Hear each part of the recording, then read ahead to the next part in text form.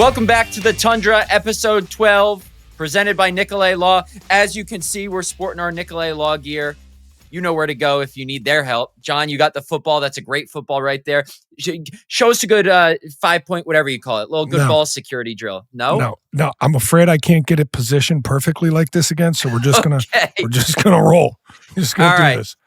Well, before we get started, be sure to subscribe to our YouTube channel. Find us on YouTube, search the Tundra GB. Follow us on socials, Instagram, X, at the Tundra GB. Help us out. We appreciate all of you for helping us out, for listening to this show, watching the show each and every week. All right, let's dive in. John Kuhn, Packers legend. As always, I'm Matt Schneidman of The Athletic. Packers 27, Giants 20. Where do we start, John? This was kind of a clunky one. Not the prettiest game. Remember on last week's show, I said, it would help out my job writing my takeaways at the buzzer if they didn't play a sweaty, tight game. They didn't listen How'd to that me. go? No. It's going to be the same thing every week. I think where we should start is Josh Jacobs' injury. The latest that we have is Matt LaFleur today, Monday, as we record this Monday night, said that Jacobs suffered a knee contusion. I asked Matt LaFleur if there was any consideration to putting Jacobs on IR. He gave a very quick, succinct no. He said Jacobs could potentially play Sunday against the Vikings, but it's just about the swelling with a contusion. They'll manage it over the next couple days. I wouldn't expect him to play. That's just my guess. And then at the end of his answer, Matt LaFleur gave a nice, sarcastic shout out to the hard surface that is the MetLife Stadium turf. So, John, what was your kind of initial reaction when you saw Jacobs go down and walk to the locker room, albeit on his own? And then, it's pretty much best case scenario, wouldn't you say? Yeah, what was weird about this situation was Jacobs left the game on the first drive of the game, and after he caught that pass down the sideline, tiptoed during the replay, went into the blue tent, got checked out, came out of there, and I don't know what he got checked out for in there. They never announced it. They never had to announce it because he went back into the football game, but I thought it was his knee at that point in time. So I think he might have taken a hit earlier in the ball game. And then I did see him down around the goal line carry the football with a bunch of people laying on top of him, boom, straight down on that knee.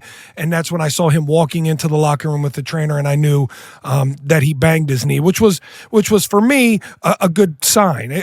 Playing running back, I know when a guy bangs something, when a guy twists something, and obviously a twist is generally far worse than what a bang is. I wouldn't be surprised if Josh Jacobs does go out this weekend against the Minnesota Vikings and play in this football game. He's a tough dude. He's a tough hombre, as some people might say. And this guy has already gone out once with a virus, the flu, something or other that had him vomiting profusely before, during, and after the game, and then followed that up the next week with a calf strain and forced the coaches and training staff into letting him play in that game as well. Matt LaFleur put him on a pitch count in that game. At halftime said, I'm going to unleash the beast, and he did, and Josh Jacobs tore it up in the second half of that football game. So do not be surprised if Josh Jacobs comes out here this week against Minnesota and, no pun intended, puts his best foot forward.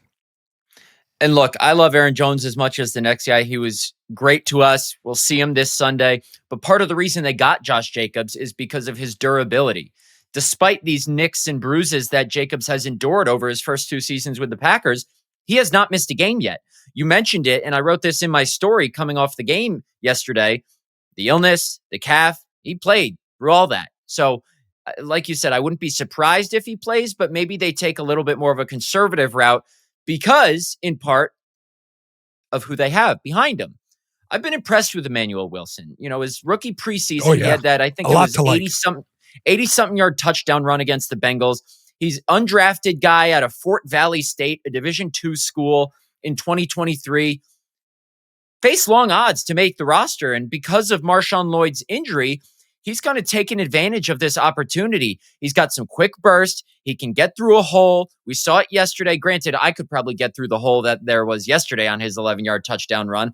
But they have a nice... Whoa. Pump the damn brakes here. Pump the brake. Do you know why that hole was that big?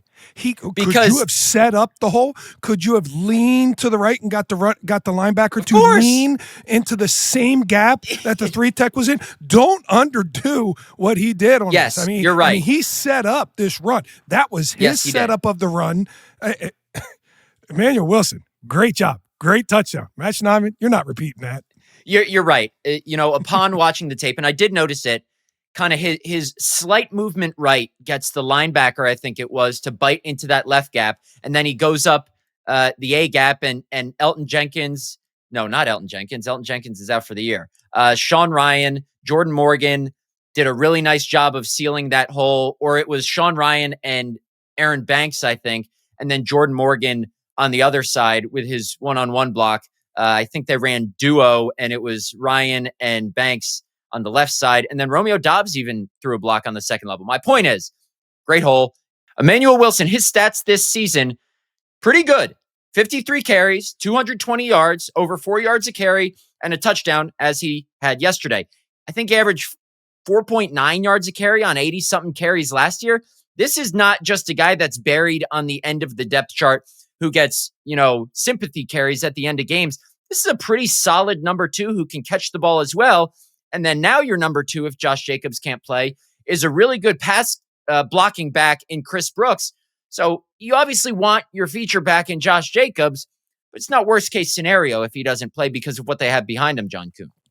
Yeah, I've always loved Emmanuel Wilson. Didn't just fight to be on the roster this year and have Marshawn Lloyd present an opportunity to him. Remember, the opportunity was presented last year as well when A.J. Dillon got injured during training camp for him to go ahead and make a name for himself. So I've liked him since day one when he got here, and he's the kind of guy, because he's Division II, he's always going to have to fight for his spot. And being undrafted, I know those kind of hardships. Every year they're looking to replace you, but Emmanuel Wilson's got a little extra oomph in him.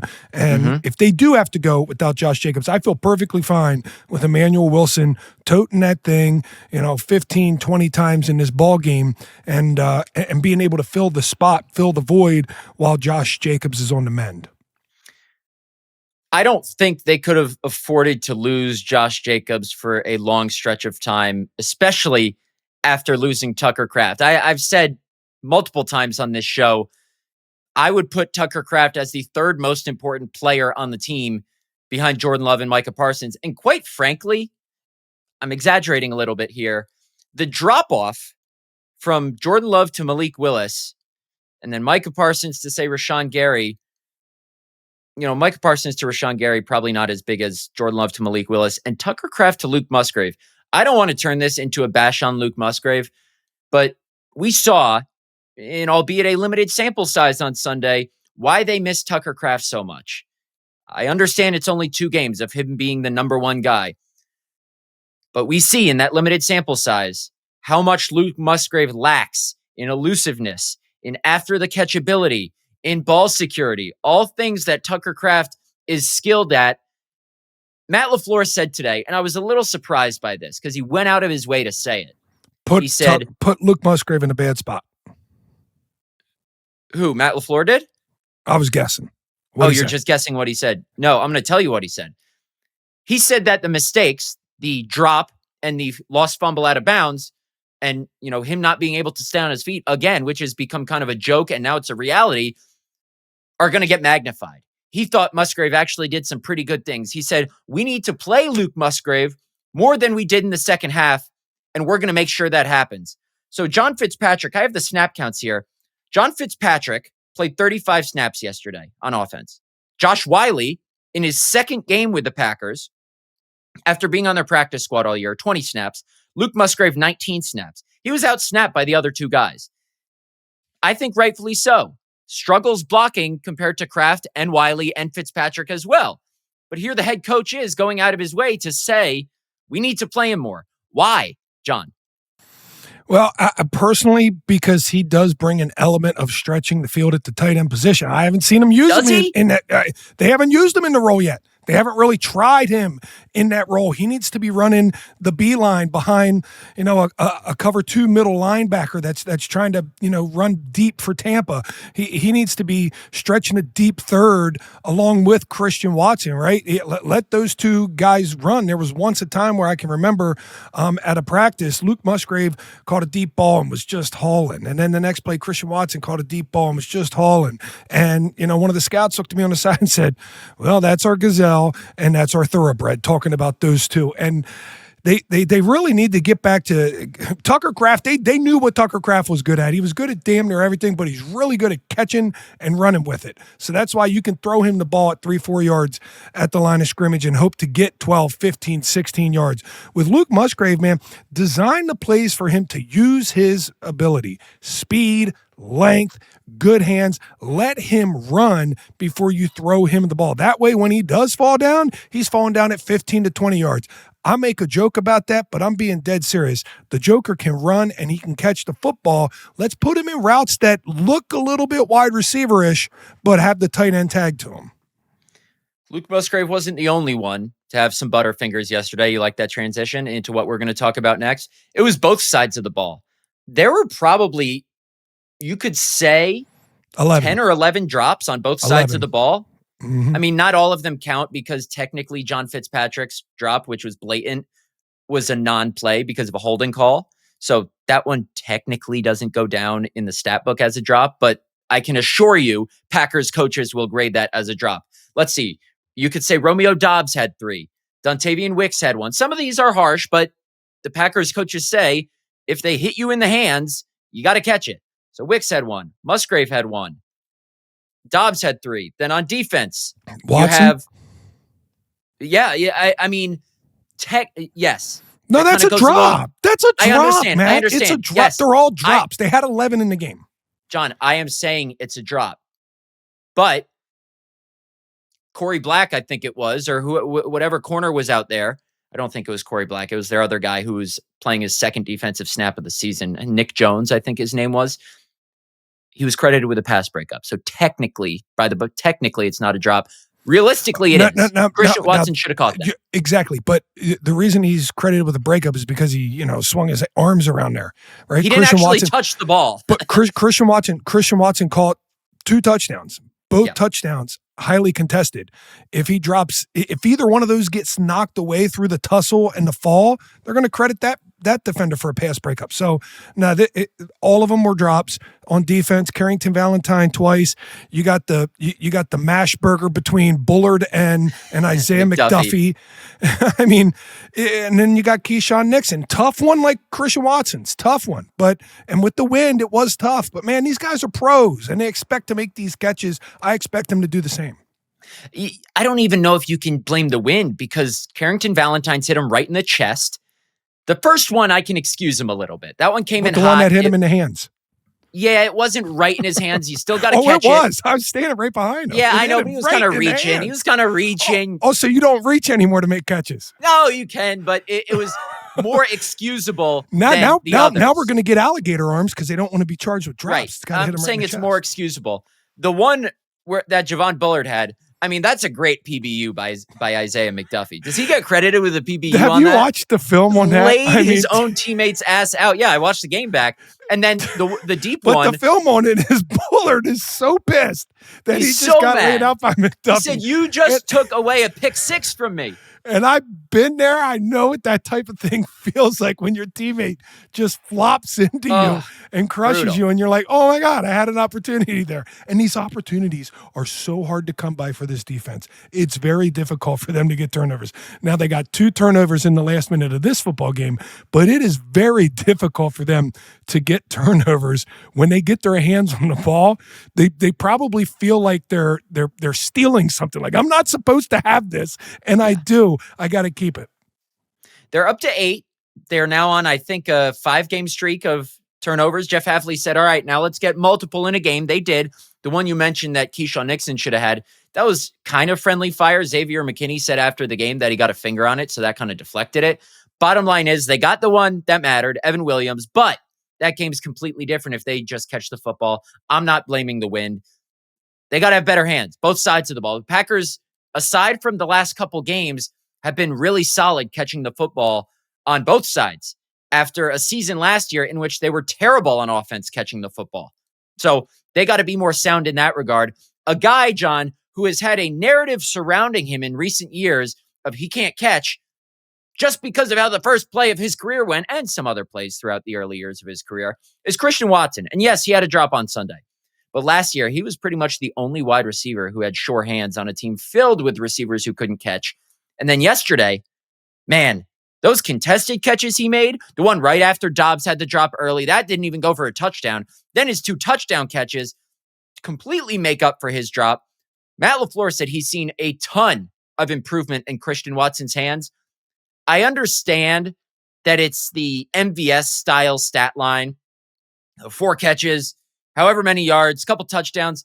Christian Watson, I think, is a more complete and more dangerous receiver than MVS. Not to, you think have MVS catch a stray. Yeah, I think yesterday's game just goes to show how important a healthy Christian Watson is to this football team. Yeah, and to the sad part is we haven't gotten a lot of it over the years, right? We've had these moments of ascension out of Christian Watson, and I'm waiting for that next step, that step where he's not catching a 5-yard drag, he catches a hard 3-step slant, plucks it out of the air, and without a wasted motion, tucks it and hauls it 80 yards. Right when he progresses his game to that level, that is when he is going to be prime time. That's when we'll start calling him wide receiver 1. Every time he has gotten to this point where he's at in the season, something has happened. There's been some sort of a setback. So Christian Watson being healthy now and playing the way that he is, I'm wondering where that can go for this Packers team going forward, especially without Tucker Kraft. You're absolutely right. They're going to have to continue finding ways to compensate for that. And after the break, touch on a couple more things from Sunday's game. But John Kuhn, I'm going to tell you about a Packer who might be returning to practice this week who could help compensate for the loss of Tucker Kraft. How about that for a tease? Stick with us. You're listening to The Tundra. This episode of The Tundra is sponsored by Nicolet Law, where results speak louder than words. They're a Midwest law firm that's helped thousands get back millions of dollars after accidents, injuries, and life-changing events. And they don't charge you unless they win, because your focus should be on healing rather than the bills. With offices across Wisconsin, Nicolet Law is always close by when you need them most. Get Nicolet, 1-855-NICOLET or NicoletLaw.com.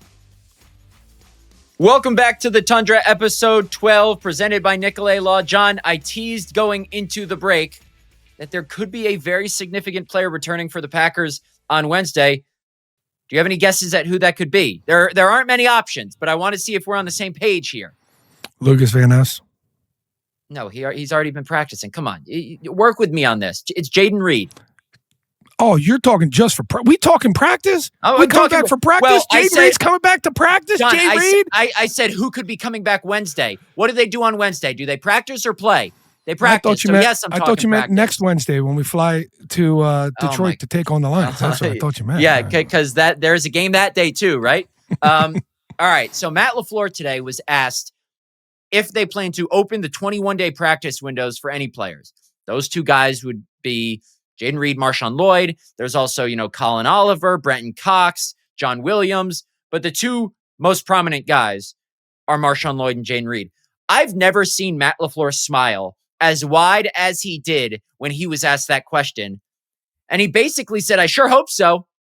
I sure hope we can open the window for some of those guys. And then specifically on Reed and Lloyd, he said, we'll find out more in the next 48 hours.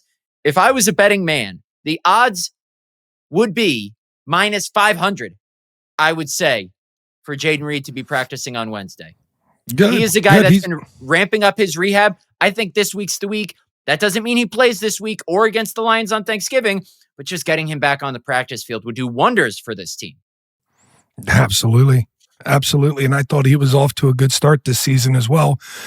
He's one of those guys that can do what Tucker Kraft did. He can catch a ball. He can make a guy miss. He can hit a wiggle, and he can take it to the house. I have dreams of that game down in Brazil of Jayden Reed doing things with the ball in his hand, scoring some touchdowns, and the Packers, man, they need somebody like that to come in here and just to give some excitement, a little added boost. The offense has been underperforming, as we know, and they have things that they could clean up with their current guys that would take it to the next level. But just the addition of Jayden Reed would bring some excitement that I think everybody will go out and play a little more with a little more gusto. You bring up a good point. Without Tucker Kraft, obviously, we've touched on it ad nauseum. The Packers don't have that yards after catch element. Not from Musgrave, not from Watson, Dobbs. We haven't really seen Golden get the ball in space and be able to do that. So we don't really know with him. We think he can do that. Wicks, maybe a little bit. He's shifty. But Jayden Reed is your next best yards after catch guy. Josh Jacobs has been good after the catch this year, but I'm talking actual downfield pass catchers. So if you get Jayden Reed back, even for that Bears game in a couple weeks, that could be the target date for the home stretch, which Drew Rosenhaus, his agent, said in that behind-the-scenes video that Reed put out on his YouTube channel that he would be back and good to go for the home stretch. So him starting to practice this week kind of falls in line with that. On Lloyd, I know everybody wants to know about Marshawn Lloyd. Third-round pick last year, has only played one game so far in his career, a litany of injuries. The Packers sent him out west, is how Matt LaFleur put it. And today, Matt LaFleur basically said it was equivalent to sending Christian Watson, send him out west to the wild, wild west. I mean, we were sending people to Madison. There. That wasn't far enough away. That was a 2-hour drive. Now we need to put you on a 4-hour flight to heal you. It's funny you say that. What kind of water do they have out there on the West Coast? They don't have service. You can only FaceTime out there. Matt LaFleur said it was basically equivalent to the Madison thing where they sent Lloyd and Eric Stokes and Christian Watson before him. He said Marshawn Lloyd's in a pretty good spot. That means nothing to me. If I got to see him on the field for weeks at a time until I think he can be a contributor of significance for this football team. So Reed and Lloyd are two guys to watch. Oh, and if you thought the injury stopped there, you are wrong, my friend. There are some that aren't as concerning as others. For example, Jordan Love obviously misses 7 offensive plays in the game yesterday, jamming his left shoulder into Flanagan Fowles, the linebacker, on a scramble. Matt LaFleur joked today that Jordan Love, kind of got Flanagan Fowles to bite on the pump fake, but maybe Jordan's not as elusive as he thought he was, kind of teased his quarterback on that. Said this morning that Jordan Love was pretty sore. It's his left throwing shoulder. Quarterbacks don't get touched in practice anyway. I don't anticipate his practice schedule to be altered too much. He'll probably be listed as limited, but he's going to play on Sunday. Lucas Van Ness has missed 5 games in a row now with a foot injury. I understand he hasn't been put on IR. We've seen it with Jair in past years. Sometimes what they forecast at the onset of an injury doesn't happen. It's taken longer to heal. He practiced on Thursday and Friday. I could see this being the game that he returns against the Minnesota Vikings. John, what could his addition to this pass rush do against a quarterback in J.J. McCarthy? We'll get into preview later. That is kind of skittish when there's pressure in his face. Yeah, he adds another body, right? Another willing and able body that has put pressure on quarterbacks. And it's a damn shame that he got injured on a sack, right, of Joe Flacco in that game against the Bengals. And what I mean by the good news about having population, more players, is we know that the Packers like to cycle in and out their pass rushers, their defensive linemen. They like to do that because they want to keep them fresh. Well, look at what happened this past game. You're talking drives of 16 plays and 15 plays and 11 plays by the Giants in the second half. That slows down that pass rush when Jameis Winston is standing back there throwing. And I know they got to Jameis Winston a couple times, but it's slower. When you can cycle the guys in and out, it keeps them fresher, and it allows them to go at 100% more percent of the time. Couple more guys. Quay Walker, who Matt LaFleur said today has been playing outstanding this year. I would agree with that, with the exception of a couple plays here and there. Day-to-day, with the stinger that he suffered yesterday, Savion Williams is an interesting one. He obviously played yesterday. So Savion Williams gets off the bus, and I see him with a walking boot on his left foot. I'm like, oh, he's listed as questionable. This isn't good. But in the back of my mind, I thought, could that be just to keep some pressure off that left foot? It could be, because he's been dealing with an ankle. It's an ankle injury, not a foot injury. And then he's active. And then he goes out there and makes one of the biggest plays of the season on the scramble drill and is out there returning kicks. And Matt LaFleur said after the game, when I asked him about that, he said, yeah, I walked down to breakfast this morning at the team hotel and I saw my starting kick returner, who I'm expecting to play, in a walking boot. And that wasn't unexpected. He goes, it's not every day you walk down and see on game day your starting kick returner who you know is going to play in a walking boot. But he said Williams has been battling through this ankle injury. He said he's as tough as they come. He's been wearing the walking boot pretty much every day, is what the head coach said. So Savion Williams might be limited, but man, he likes it. He toughed it out. Likes the feel. And that was just his 9th catch of the year, I think it was, or maybe his 10th catch of the year. But that, mid-air adjustment, mid-route adjustment to kind of wheel up the field, contested catch, 33-yarder, just a crucial play. And maybe they have something there. I'm not saying they need to get the ball in his hands more. I think it's just an acknowledgement of the quality of play. Well, not on screens and horizontal stuff. Maybe just target him downfield some more. Yeah, big body guy, able to go up, catch the football with his body high. I like Savion Williams for everything that he can do because of his size and his physicality. I would target him more down the field, especially after this opportunity that he had. And as Matthew Golden is starting to get a couple more targets. We got 3 targets in this game. That's good. We got 3. Maybe we'll get 4 this next game. 2 of them deep balls. That was nice. And one of them didn't get completed, but was called for a pass interference. That was a big setup for the Green Bay Packers. So even Matthew Golden getting more involved in this offense is a good thing. John, that's why we make such a great podcast duo, because I did not even tell you the list of injured guys I have in front of me that I wanted to get to. And you mentioned Matthew Golden. That was the next I know one. how you work. So thank you for the good transition. You're welcome. I would say it was 3 deep balls that they targeted Matthew Golden on, because there was kind of the broken play that he caught, the one reception he had. The second one, the DPI that he drew, I'm sure you saw this down on the sideline. He came up with his right arm hanging. And that's, I believe, the same shoulder that he injured against the Panthers that caused him to miss the Eagles game last Monday night. He was never announced with an injury, though, even though it was clear it was his right shoulder. And then he came back in the game. And that's when he had the other deep ball that wasn't particularly close. Matt LaFleur asked about Matthew Golden today, basically said, we'll know more Wednesday. That was kind of his default answer on him. But he's battling. It seems to be just kind of a pain tolerance thing, because he came back in the game. We'll have to see how he is later in the week. And then the last guy I wanted to touch on, and we saw kind of the effects of maybe him not being in yesterday, is Brandon McManus. Downgraded on Saturday to doubtful after he re-aggravated that right quad from kicking 2 days in a row. Later in the week after the Monday game, that's what Matt LaFleur said. What was kind of the result of doing that was this soreness. And then Lucas Haversick kicks. And you can say it was the wind. You can say it was Haversick. Bottom line, Matt LaFleur said they got to find a way to make those. Misses 2 extra points. And is it too harsh to say, John, for all the fans who were clamoring for him while McManus was hurt and still kicking, this is also why Lucas Haversick was not kicking in the NFL for over a year. Yeah, the wind was awful, and he kicked the ball straight into this white thing down the middle here. Yeah, that's not bad. Smooth. That's bad. Not smooth. Like the rest of the ball is smooth, right? And they wear these smooth soccer type shoes to kick with, and you want smooth on smooth. You get this little cracked surface here with these laces. Yeah, that's not good, right? They made a movie about that. And I can assume that didn't feel too good hitting his foot. In fact, didn't even hit the field goal net. It went straight up into the stands. I saw a fan catch it, try to put it under his shirt before security came over and grabbed it. The wind was bad. It was a tough game to have to come in and kick. And I don't know.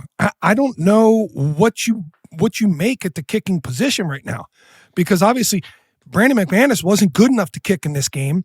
When he was somewhat healthy, he was missing kicks as well. Now you have that promising young guy who, when he kicks the ball, it has a pop to it. It really does. And now he has 2 misses on extra points. You might have just muddied the waters even more here in this thing. And I don't know what they're going to do at kicker, because it's not pretty. Either way, we're going to be holding our breaths for several games until some kicks go through the nets. Yeah, so much for that kicker stability that the Packers found for the first time in a year and a half after Mason Crosby left. We don't need to go through all the names they went through, but McManus brought that stability last year, not so much this season, and now the Packers are back in kicker uncertainty. You bring up a fair point, John. Does Haversick struggles, and look, it was windy. That second extra point, not only was it laces out, the snap wasn't great, Matt LaFleur said, and that thing was headed straight, and then it went, woof, 90-degree angle to the left. I've never seen anything like it.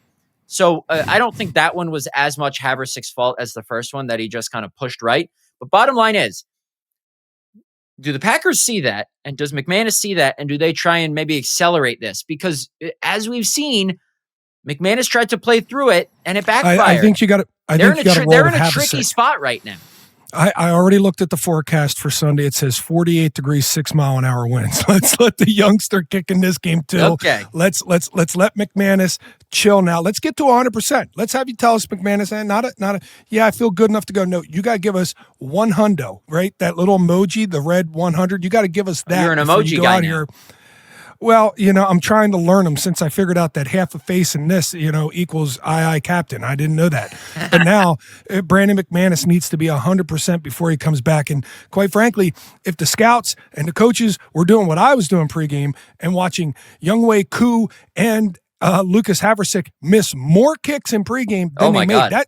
That's how windy it was. I watched Koo miss 5 kicks in a row. They all landed the exact same spot, right? What's the definition of insanity? That's where the ball was landing in the exact same spot. Sure enough, he's kicking to that upright the next time, and he's trying to overcompensate for it. Just hits that thing like somebody kicking on Pat McAfee's show, right? Like it was a terrible win to try and kick in, and I would not hold that against the youngster yet. Matt LaFleur did say today pretty emphatically that there is no consideration to putting Brandon McManus on IR. So it'll be fascinating to see what the Packers do with their kicker situation now that they're back in a little bit of a gray area, which they enjoyed not being in for a little bit there, but right back in it. And that could make some of these close games that the Packers... the gray area. We like the gray area, let's be honest. I mean, Packers don't, is what I'm saying. It doesn't matter to me, John. I know that you think I want the Packers to win, and I'm a fan. We've been doing this podcast together in some form for 3 years. You know that I just more so root for my story. I'm not a fan. John, I grew up a diehard New York Giants fan. I had a friend, a lifelong childhood friend, text me during the game on Sunday and said, "Who are you rooting for?" I go, Austin's his name. Shout out Austin Slater. I said, I'm not a fan. I mean, being a reporter just neutralizes you. It neuters you. And it just makes you objective because that's the way you're trained in Syracuse journalism class. And that's the way you're trained at the Daily Orange. Shout out Daily Orange. I'm just neutral. I don't root for a team because I'm a fan. Did you say they neutralize you or they neuter you? I said both because when I said neutralize, I go neuter kind of works with that because it kind of sounds like neutralize, but they neuter you from being a fan is what I'm saying. It kind of works. Okay. Come on, work with me here. Okay. Explains the mustache now. It makes no sense. That was forced. That was a forced joke. You're better than that. I just root for stories. That's all I do. I'm corny like that. So sue me. So that's pretty much it from the Packers injury perspective. We just spent a whole segment on that. That's how many injuries they have. I don't need to go back over them, but wasn't it good to go into a game with an injury list on the other side twice? I know, right? Those days are over. Those days are over. But Wednesday's practice, I think, will be telling with Lloyd, Reed, Walker, Van Ness, Golden, Love, a lot of guys to watch. So stay tuned on Wednesday. All right. Packers-Vikings, the first of 3 consecutive NFC North games for the Packers on the schedule. After the break, we'll get into that matchup with our score predictions, a look at the opponent, and much more. Stick with us. You're listening to The Tundra. Welcome back to The Tundra. This segment is brought to you by our friends at Potawatomi Sportsbook. Hey, sports bettors, whether you're new to the game or can knock out 16-leg parlays with the best of them, the premier sportsbook you want is smack dab in the heart of Milwaukee. It's the Potawatomi Sportsbook. You know where to go. Not only are there over 90 sports betting kiosks, there's all-star dining, first-class drinks, a giant video wall, and more. It's nothing short of awesome. Potawatomi Sportsbook, bet above the rest. John, you and I have both been down there in recent years doing various business ventures, and that room with all the TVs, you can kind of sit up on the top deck. You got the Kuhn dog, you got all the lines, everything you can need. Fantastic establishment. And talking to sportsbook, the sportsbook is the biggest sportsbook outside of Vegas. That is a true statement. I mean, it feels like a Vegas sportsbook. That's what it feels like. And at that sportsbook, the Packers are currently -6.5 against the Minnesota Vikings at Lambeau Field on Sunday as we record this on Monday night. Let's dive into that matchup a little bit, shall we? Vikings are 4-6, coming off a 19-17 loss to the Chicago Bears. Alec Lewis, who covers the Vikings for us at The Athletic, I read through his story off yesterday's game. Let me translate for you. J.J. McCarthy essentially can't hit the broadside of a barn. And when the pocket collapses on him, even when there's not pressure, he gets kind of skittish with his footwork. Justin Jefferson, and I don't think this is a joke, might just quit on the Vikings if JJ McCarthy airmails him one more time. I exaggerate, obviously, but I think the key to this game, John Kuhn, is if you can get some pressure on a Vikings pass protection unit, that first stat of the night ranks 6th in terms of worst pressure percentage allowed. I think you have a recipe to win this game and get JJ McCarthy off his spot. I didn't know we were ranking. I didn't know we were giving low numbers to positions that were bad. 6th worst. Yeah, but I will say this: he's a young quarterback. He's out there playing off his, just natural football instincts right now. He does not look like a guy that is polished. Does not look like a guy that Kevin Connell has really got going yet. And Kevin Connell, the guy who is Kevin O'Connell. Just resurrected the career of Sam Darnold. Had before him Kirk Cousins looking like a Pro Bowler.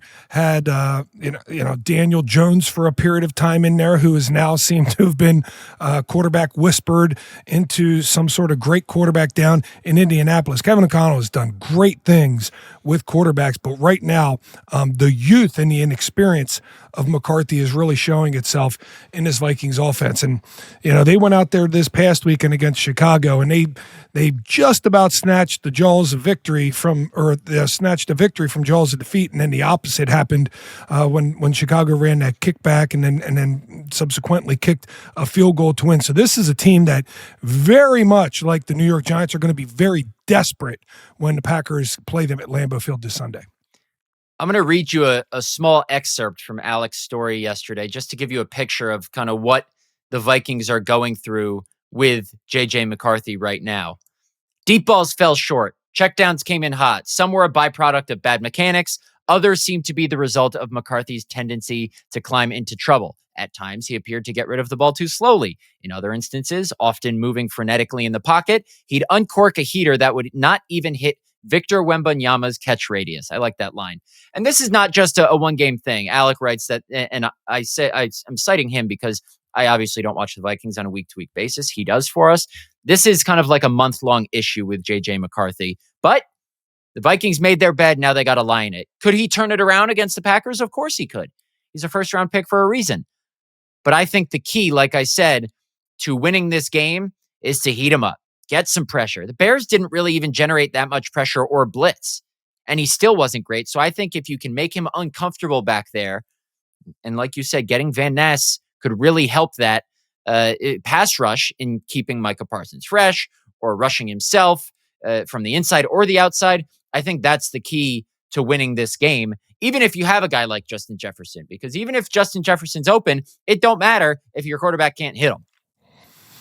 Yeah, and I'm quite frankly, I'm surprised. They still run the ball and they still run play action, but the days of seeing Justin Jefferson run without a defender 12 yards around him are not as frequent as they once were.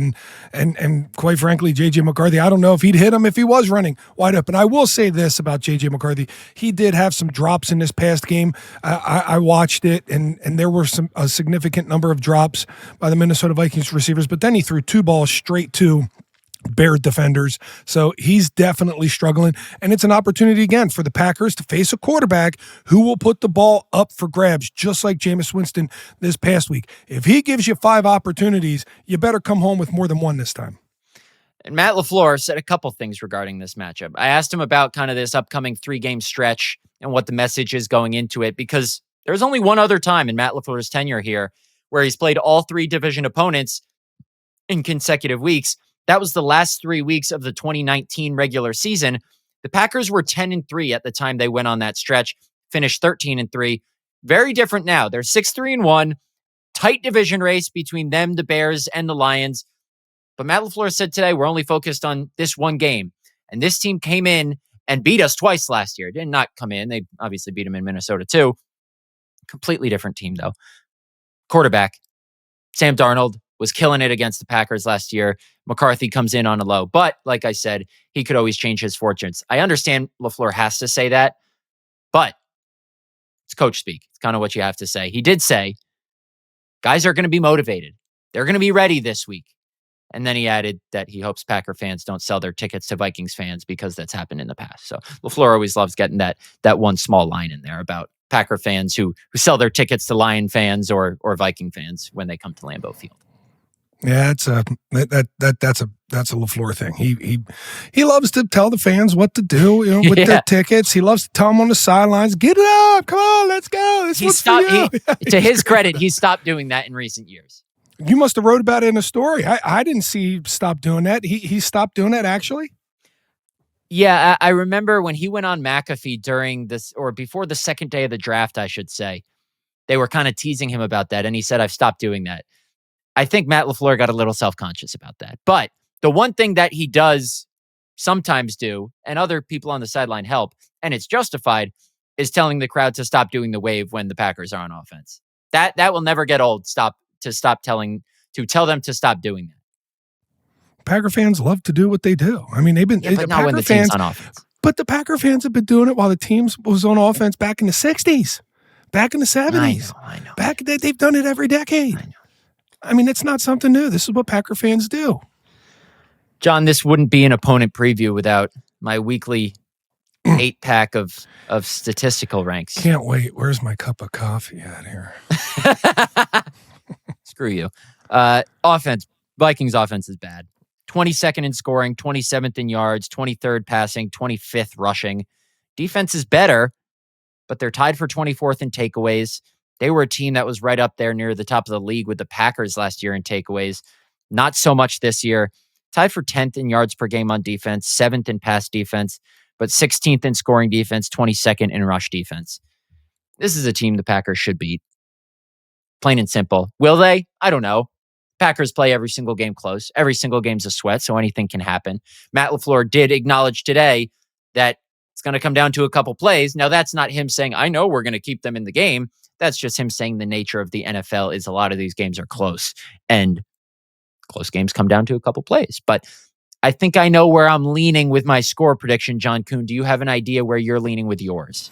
Yeah, and I've been trying to figure out the proper permutation for 27 points, right? Am I. I'm not quite there. I want to figure out a way to get 4 field goals in there because I want Haversick to come back and have a bounce back game, or Brandon McManus, if he is the guy this week, to have a bounce back. I'm trying to figure out as many field goals as possible into this thing, but I think the Packers win. They should cover. They should have covered all their spreads.